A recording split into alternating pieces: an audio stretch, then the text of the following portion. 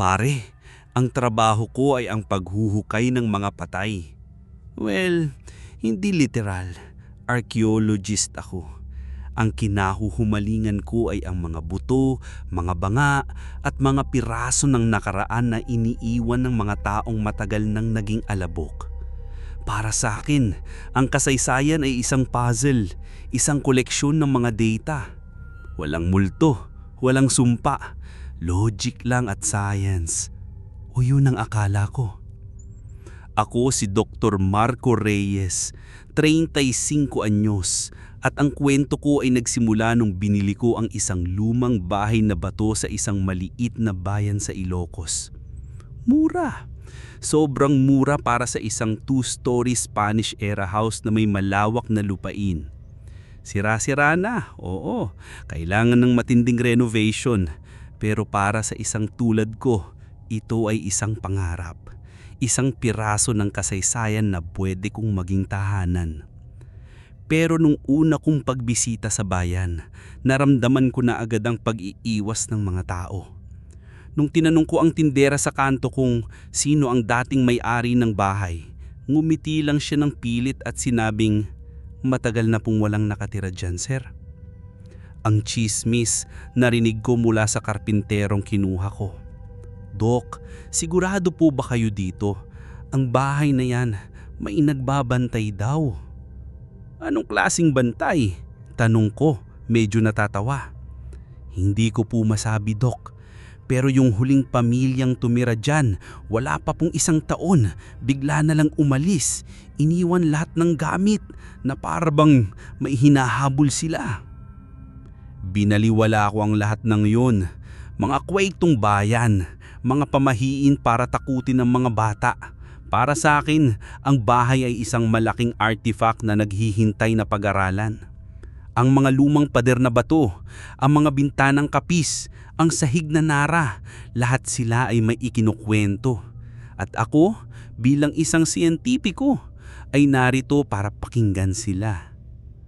Ang hindi ko alam, may isang kwento ang bahay na hindi isinisigaw, kundi ibinubulong, at may isang boses na ayaw na may ibang nakikinig. Sinimulan ko ang renovation. Ang unang bahagi, ang silong. Yung basement o yung espasyo sa ilalim ng bahay. Madilim, mamasa-masa at amoy lupa. Puro agyo at mga lumang gamit. Habang nililinis ko, napansin ko ang isang bagay na kakaiba sa sahig. Karamihan ay lupa, pero may isang bahagi na sementado at tinapalan ng mga lumang baldosa. Dahil sa curiosity, kumuha ako ng martilyo at dahan-dahang tinuktok ang mga baldosa. Iba ang tunog. Tug, tug, tug. Tunog na may guwang sa ilalim. Dito na pumasok ang archaeologist sa akin. Posible kayang may dating balon dito o isang lumang imbakan ng tubig? Ginamit ko ang bareta. Dahan-dahan kong sinira ang semento sa paligid. Mabigat, matigas. Pero habang binabasag ko ito, may isang malamig na hangin na biglang sumingaw mula sa mga siwang. Isang hangin na sobrang lamig na parang galing sa loob ng isang kuweba. At may kasama itong amoy. Amoy ng lupang hindi pa nasisikatan ng araw. At amoy ng putik. Yung putik na ginagamit sa paggawa ng palayok. Pagkatapos ng halos 1 oras, nabasag ko ang sapat na bahagi para makita kung ano ang nasa ilalim. Hindi ito balon, hagdanan, mga baitang na bato na pababa sa kompletong kadiliman. Ang excitement ko hindi maipaliwanag. Ito ba ay isang sikretong daanan? Isang lagusan mula pa nung panahon ng giyera? Kumuha ako ng isang malakas na flashlight at dahan-dahang bumaba. 7 baitang. Pagdating ko sa ibaba, naramdaman ko ang malambot na lupa sa aking mga paa. Itinutok ko ang flashlight sa paligid. Hindi ito lagusan, isa itong kwarto. Isang maliit na chamber na hinukay mula sa lupa mismo, sa ilalim ng pundasyon ng bahay. Ang mga pader, lupa. Ang kisame, mga ugat ng mga puno na tumagos mula sa hardin. At sa gitna ng kwartong ito, nakatayo sila, naghihintay, na para bang alam nilang darating ako. Ang mga nakatayo sa gitna ng chamber ay hindi mga tao, mga banga, mga burial jars, palayok na ginagamit bilang kabaong noong unang panahon. May mga 10 siguro, ang iba buo pa, na may mga takip na bato. Ang iba basag na at mula sa loob nakita ko ang mga puting piraso ng buto ng tao at mga lumang kwintas na gawa sa shell. Ang disenyo ng mga banga, pre-colonial, bago pa dumating ang mga Kastila. Ibig sabihin, ang libingan ito ay mas matanda pa kaysa sa bahay na bato na nakatayo sa ibabaw nito. Ito ang discovery of a lifetime, isang pre-Hispanic burial site na hindi pa nagagalaw. Nanginginig ang mga kamay ko sa excitement. Ito ang pangarap ng bawat archaeologist sa Pilipinas. Kinuha ko ang cellphone ko para kuhanan ng litrato, pero walang signal. Lumapit ako sa isa sa mga banga, buo pa. Ang disenyo nito ay mga alon at mga bangka katulad ng sikat na manunggul jar. Dahan-dahan kong hinawakan. Ang lamig ng putik ay parang tumagos sa balat ko. Ramdam ko ang kasaysayan. Ramdam ko ang bigat ng mga daang taon. Sa sobrang tuwa, hindi ko napansin ang katahimikan. Isang katahimikan na mas malalim pa kaysa sa karaniwang katahimikan. Walang tunog ng insekto, walang tunog ng hangin, para bang pati ang panahon ay huminto sa paghinga sa loob ng chamber na yun. Umakyat ako para kumuha ng mga gamit, mga brush, camera, aklat para sa pagtatala. Ang plano ko, idodocument ko ang lahat bago ko ito i-report sa National Museum. Nung gabing yon, hindi ako makatulog. Hindi dahil sa takot, dahil sa adrenaline. Nakahiga ako sa kama, iniisip ang gagawin ko, ang isusulat ko, ang magiging epekto nito sa career ko. At sa gitna ng aking mga pangarap, narinig ko ito sa unang pagkakataon. Isang tunog mula sa ibaba, mula sa silong. Isang mahinang tunog, parang may kumalakad na isang piraso ng basag na palayok sa sementadong sahig.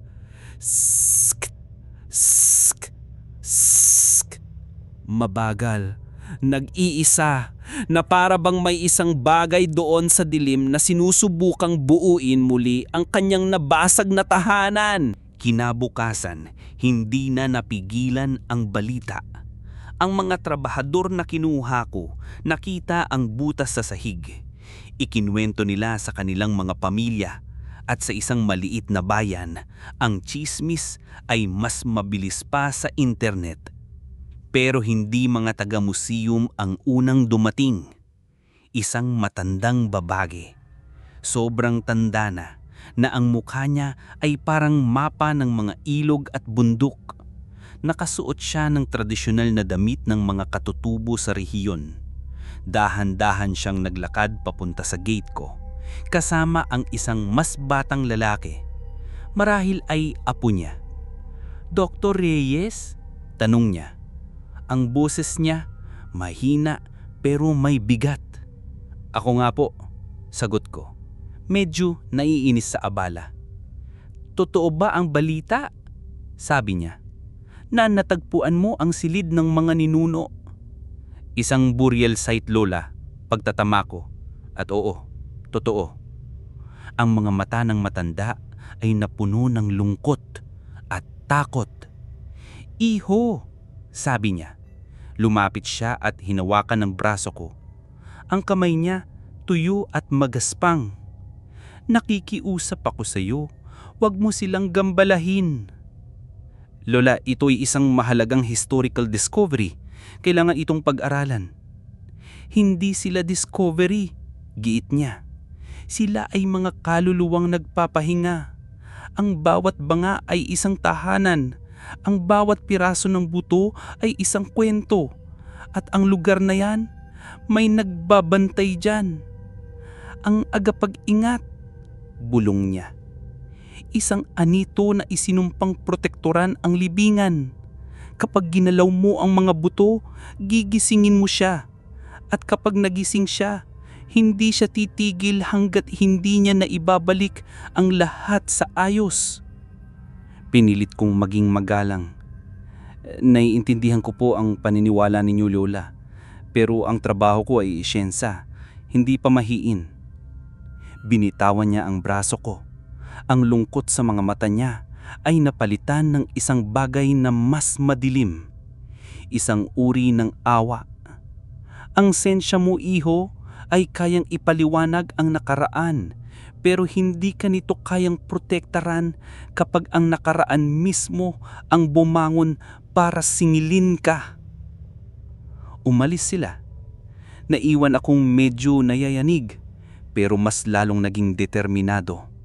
Para sa akin, ang matanda ay isang simbolo ng lumang pag-iisip na kailangang malagpasan para sa kaunlaran ng kaalaman.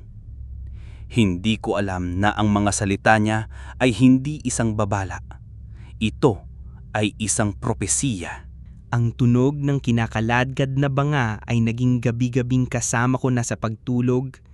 Sinubukan kong isara ang butas sa sahig pero hindi ko magawa.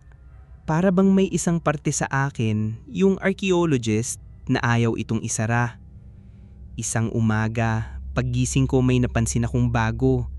Sa pader ng kwarto ko, sa tapat mismo ng kama, may isang marka. Gawa ito sa putik, isang disenyo ng paikot-ikot na linya na parang alon. Pamilyar ang disenyo. Kinuha ko ang kamera ko at tinignan ng mga litratong kuha ko sa mga banga. Nandoon, sa isa sa mga banga, eksaktong-eksakto ang disenyo. Nilinis ko ito, medyo kinakabahan. Baka pinasok ako ng kunsino, pero lahat ng pinto nakalak. Kinabukasan, may bago na namang disenyo.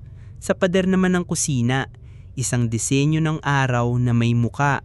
Muli, galing sa isa sa mga banga. Araw-araw may bagong lumalabas. Sa sala, sa pasilyo, sa banyo, ang buong bahay ko ay unti-unting nagiging isang canvas para sa isang artista na hindi ko nakikita.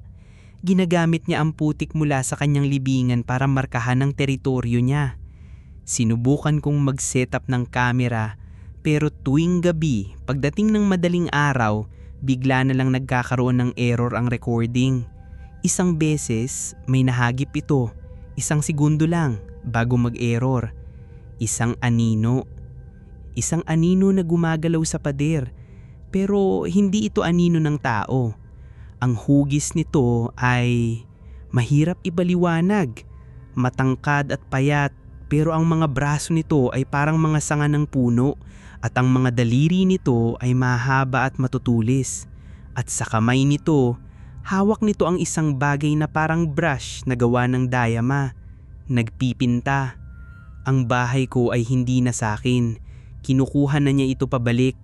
Bawat disenyo sa pader ay isang deklarasyon ng pagmamay-ari at sa bawat pagguhit niya, pakiramdam ko ay nababawasan ang spasyo ko. Unti-unti niya akong itinataboy sa isang sulok. Isang gabi, pagod na ako sa paglilinis, hinayaan ko na lang ang isang disenyo ng butiki sa pader ng pasilyo. Sabi ko, bukas ko na aalisin. Nagkamali ako. Kinabukasan, paggising ko, ang disenyo ay wala na sa pader. Pero ang putik, hindi nawala. Gumapang ito sa sahig at huminto sa tapat ng kama ko. At sa putik na iyon, may bakas. Isang bakas ng isang kamay na may 3 daliri lang. Nagsimula sa tubig. Ang tubig mula sa gripo ay nagsimulang magkaroon ng lasang lupa.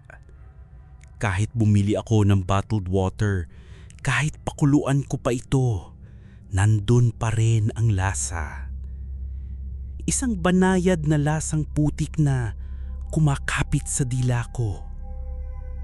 Pagkatapos sa pagkain, ang kanin parang may kasamang buhangin. Ang kape parang hinaluan ng abo. Kahit anong kainin ko, naroon ang lasang lupa ng libingan. Ang katawan ko ay nagsimulang manghina. Ang sabi ko sa sarili ko, dahil ito sa stress at sa hindi pagkain ng maayos. Pero alam kong hindi lang yun. Para bang unti-unti akong nilalason o mas masahol pa. Para bang unti-unti akong ginagawang bahagi ng lupa. Ang mga panaginip ko ay lumala. Dati tunog lang, ngayon nararamdaman ko na. Nanaginip ako na nakahiga ako sa loob ng isang banga. Madilim, masikip at dahan-dahan. Naririnig ko ang tunog ng takip na bato na isinasara. Sinusubukan kong sumigaw pero ang bibig ko ay puno ng putik. Nagigising akong hinahabol ang hininga na may totoong lasang putik sa bibig ko. Isang araw, habang nagsisipilyo ako, may lumabas na isang bagay mula sa bibig ko. Isang maliit at bilog na bagay. Isang butil ng isang lumang kwintas na gawa sa shell.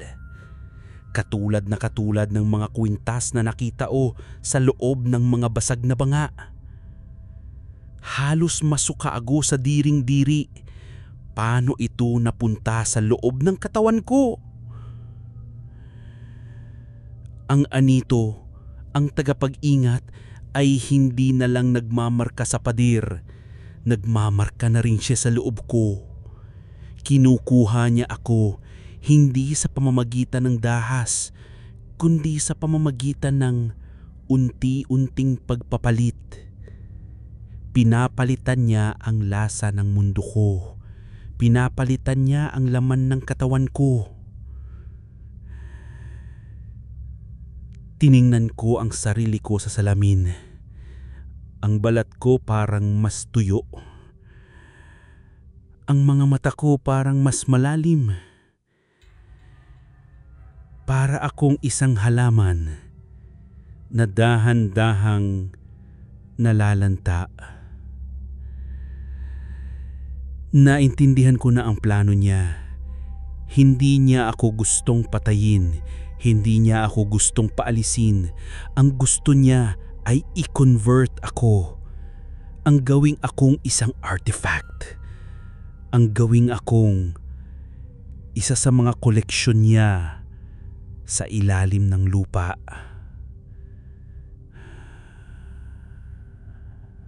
Kailangan ko ng ebidensya, sabi ko sa sarili ko. Isang gabi, pagod na sa pagdududa at takot, nagdesisyon akong harapin kung anuman ang nandoon. Hindi na ako aasa sa mga anino sa kamera o sa mga marka sa pader. Kailangan kong makita. Hating gabi, bumaba ako sa silong, dala ang isang malakas na gas lamp. Ang tunog ng kinakakaladkad na banga ay mas malakas ngayon na para pang alam niyang darating ako. Pumasok ako sa chamber. Ang lamig ay mas matindi. Ang amoy ng lupa ay nakakasulasok. Umupo ako sa isang sulok sa tapat ng pinakamalaking banga at naghintay. Lumipas ang isang oras. 2, wala. Taning ang aking paghinga sa sudsot ng gasera. Nagsimula na akong isipin na baka nga nababaliw na ako. At bigla, tumigil ang tunog. Ang katahimikan ay mas nakakabingi. Tumingin ako sa sahig. Ang lupa sa paanan ko na dati tuyo ay nagsimulang mumasa. Isang maitim na likido ang lumalabas mula sa ilalim at mula sa basang lupa sa pinakamadilim na sulok ng chamber. May isang bagay na nagsimulang tumaas. Dahan-dahan, parang isang halamang tumutubo sa fast forward. Una, isang kamay na gawa sa maitim at basang putik. Pagkatapos, isang braso, isang katawan, isang ulo. Sa loob lamang ng isang minuto, isang figura na kasintangkad ko ang nakatayo sa harap ko. Ang katawan niya ay gawa sa putik at sa loob ng putik na ito, nakabaon ang mga piraso ng basag na banga na kumikinang sa ilaw ng gasera na parang mga kaliskis. Ang mga braso niya ay mahahaba at parang mga sanga. Ang mga daliri, matutulis. At ang mukha niya, wala siyang mukha. Isang patag lamang na ibabaw ng putik. Pero may dalawang butas kung nasaan dapat ang mga mata. Dalawang butas na puno ng kadiliman na mas maitim pa kaysa sa gabi. Hindi ito gumalaw. Hindi ito huminga. Nakatayo lang ito roon. Isang bantayog na gawa ng lupa at pighati. Ang tagapag-ingat. Hindi ako makasigaw. Hindi ako makagalaw. Nakatitig lang ako sa kanya at siya sa akin. Ramdam ko ang tingin niya kahit wala siyang mata. Ramdam ko ang galit niya. Isang galit na kasing tanda ng mga bundok.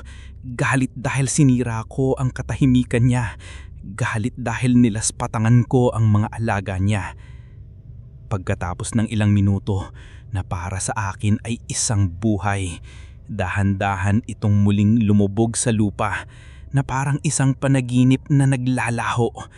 Naiwan lang ang basang lupa at ang nakakabinging katahimikan. Umakyat ako mula sa chamber, nanginginig. May ebidensya na ako, pero ang ebidensya hindi ko pwedeng ipakita kahit kanino dahil sino ang maniniwala sa akin. At mas mahalaga, ano ngayon ang gagawin ko?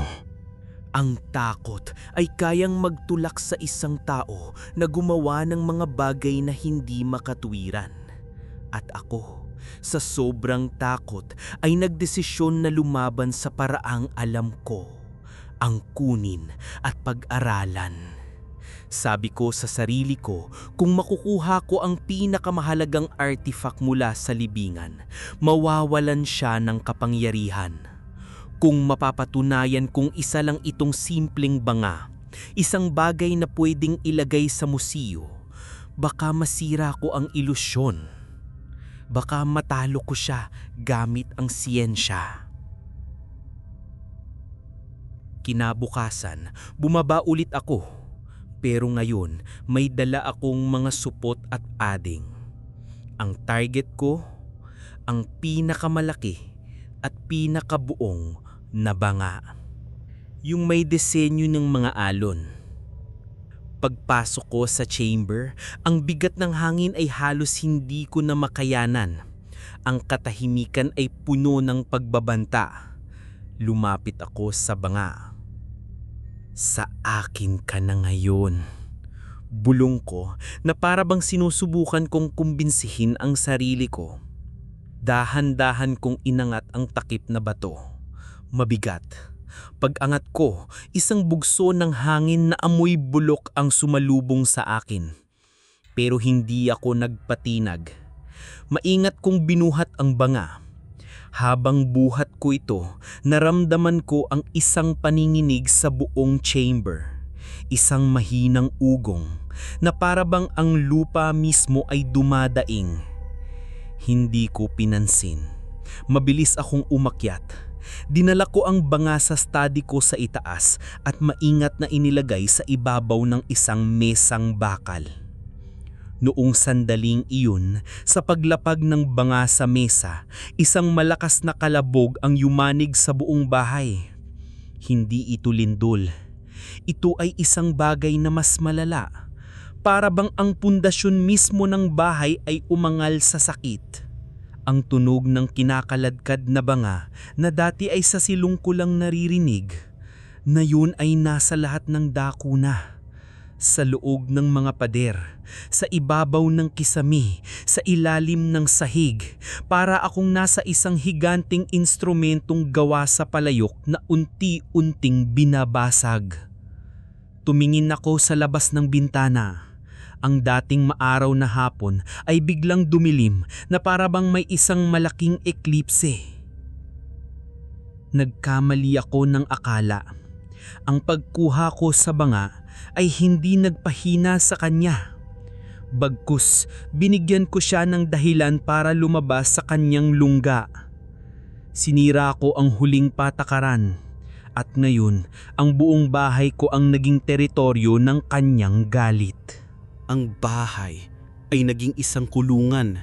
Sinubukan kong lumabas pero ang mga pinto ay hindi mabuksan, na para bang ang kahoy ay naging bakal. Ang mga bintana na dati nagpapakita ng hardin, ngayon ay nagpapakita lang ng isang kulay kapeng hamog. At ang mga pader, nagsimula silang umiyak. Hindi tubig, putik.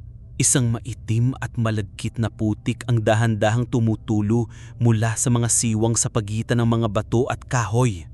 Ang buong bahay ay amoy libingan na. Ang mga disenyo na dati sa putik lang iginuguhit, ngayon ay parang inuukit na sa mga pader. Ang mga pader na bato ay nagkakaroon ng mga uka, bumubuo ng mga disenyo ng alon, araw at butiki, na para bang ang kamay ng tagapag-ingat ay direktang humuhubog sa aking bilangguan. Hindi na ako makakain, hindi na ako makatulog. Umupo na lang ako sa isang sulok ng study ko, kasama ang ninakaw kong banga, habang pinapanood ko ang bahay na unti-unting nagiging bahagi ng libingan sa ilalim nito. Nawala na ako ng pag-asa. Naintindihan ko na, hindi ako isang siyentipiko na nakatuklas ng kasaysayan. Isa akong magnanakaw ng puntod. At ito ang parusa ko, ang maging bahagi ng koleksyon, ang maging isang artifact na mabubulok kasama ng bahay na ito. Sa gitna ng aking pagkatalo, tumingin ako sa banga, sa ganda nito, sa katahimikan nito, sa karunungan ng mga kamay na gumawa nito libu-libong taon na ang nakalipas. At sa unang pagkakataon, nakita ko ito hindi bilang isang bagay na pag-aaralan, kundi bilang isang bagay na dapat igalang.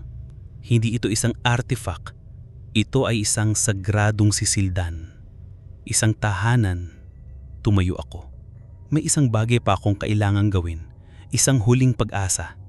Hindi bilang isang siyentipiko, kundi bilang isang taong nagsisisi. Dahan-dahan at ng buong ingat, binuhat ko ang banga. Mabigat.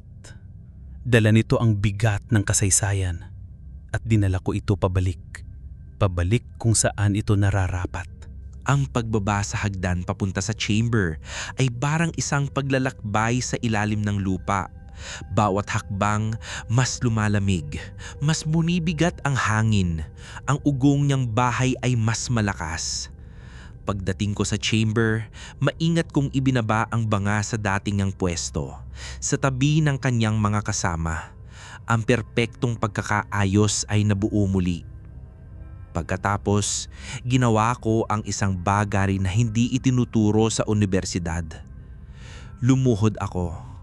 Lumuhod ako sa malamig na lupa sa harap ng mga banga at humingi ako ng tawad. Pasensya na. Bulong ko sa katahimikan.